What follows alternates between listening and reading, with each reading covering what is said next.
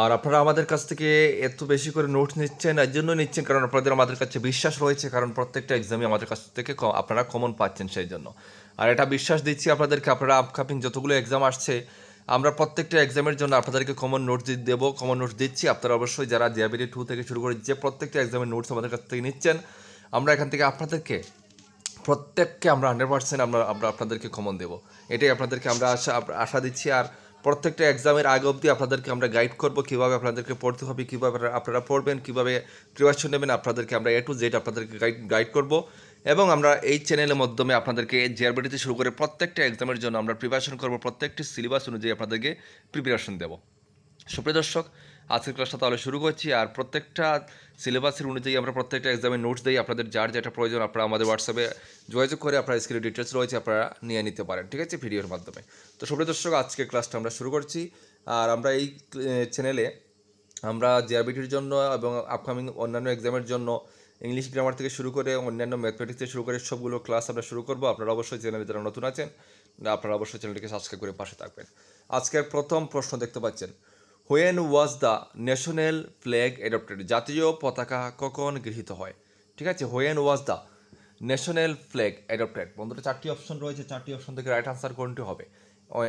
আপনাদের এই প্রশ্নের আনসারটি হচ্ছে, দেখুন, অপশন এ, জুলাই 22, 1947। ঠিক আছে, 1947 জুলাইয়ের 22 তারিখ জাতীয় পতাকা কিন্তু গৃহীত হয়েছিল। ঠিক আছে, অনেকে কিন্তু এই প্রশ্নের আনসার হয়তো ভাবছেন আপনারা অপশন সি, কিন্তু না, অপশন রাইট আনসার হচ্ছে অপশন এ। ঠিক আছে, নেক্সট প্রশ্ন দেখছি, দেখুন নেক্সট প্রশ্ন, when was the state emblem adopted, অর্থাৎ রাষ্ট্রীয় প্রতীক কখন গৃহীত হয়? রাষ্ট্রীয় প্রতীক কিন্তু যে আমাদের রাষ্ট্রীয় প্রতীকটা আছে সেটা কখন গৃহীত হয়? তো বন্ধুরা, এই যে 2 নম্বর প্রশ্ন আনসারটা কী হবে? দেখো, 2 নম্বর প্রশ্ন আনসারটা হচ্ছে তোমাদের অপশন সি, জানুয়ারি 26, 1950। 1950 সালের 26 জানুয়ারিতে রাষ্ট্রীয় প্রতীক গৃহীত হয়। ঠিক আছে, মনে থাকবে, প্রত্যেকটা প্রশ্ন ভেরি ভেরি ইম্পর্টেন্ট, মাথায় রাখবেন। নেক্সট প্রশ্ন দেখুন আপনাদের স্ক্রিনে, when was national calendar adopted, জাতীয় ক্যালেন্ডার কখন গৃহীত হয়? জাতীয় ক্যালেন্ডারটা কখন গৃহীত হয়?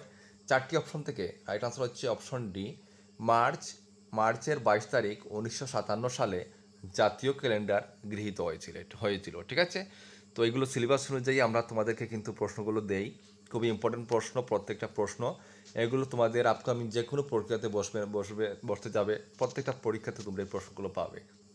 নেক্সট প্রশ্ন দেখো, when was national anthem adopted, অর্থাৎ জাতীয় সঙ্গীত কখন বাজানো হয়েছিল? আমাদের যে জাতীয় সঙ্গীতটা সেটা কখন বাজানো হয়েছিল? তো চারটি অপশন থেকে তোমাদের এটার আনসারটা কী হবে বন্ধুরা? এটা আনসার হবে, দেখো, তোমাদের অপশন হয়ে যাবে, রাইট আনসার হবে অপশন বি, জানুয়ারি 24, 1950। 1950 সালের 24শে জানুয়ারি আমাদের জাতীয় সঙ্গীত বাজানো হয়েছিল। ঠিক আছে, মনে থাকবে, 1950 সালের 24শে জানুয়ারি জাতীয় সঙ্গীত বাজানো হয়েছিল। ঠিক আছে, ওকে। তো আজকের লাস্ট প্রশ্ন দেখো, আজকে 5টি প্রশ্ন দিচ্ছি। ঠিক আছে, আজকে 5টি প্রশ্ন, আমি বলেছি ভিডিও শুরুতে প্রশ্ন কম দেবো, কিন্তু এই যেগুলো দেবো ইম্পর্টেন্ট প্রশ্ন দেবো। তো আজকের যে লাস্ট প্রশ্ন সেটা হচ্ছে, দেখো, হু কম্পোজড দ্য সং বন্দে মাতরম গানটি কে রচনা করেছিলেন? বন্দে মাতরম গানটি কে রচনা করেছিলেন? তো এটার আনসারটি হচ্ছে, দেখো, অপশন বি, বঙ্কিমচন্দ্র চ্যাটার্জি। ঠিক আছে, বঙ্কিমচন্দ্র চ্যাটার্জি বন্দে মাতরম গানটি রচনা করেছিলেন। এই প্রশ্নগুলো বিভিন্ন কম্পিটিটিভ এক্সামে কিন্তু আসে। ঠিক আছে, তো আজকে এতটুকুই।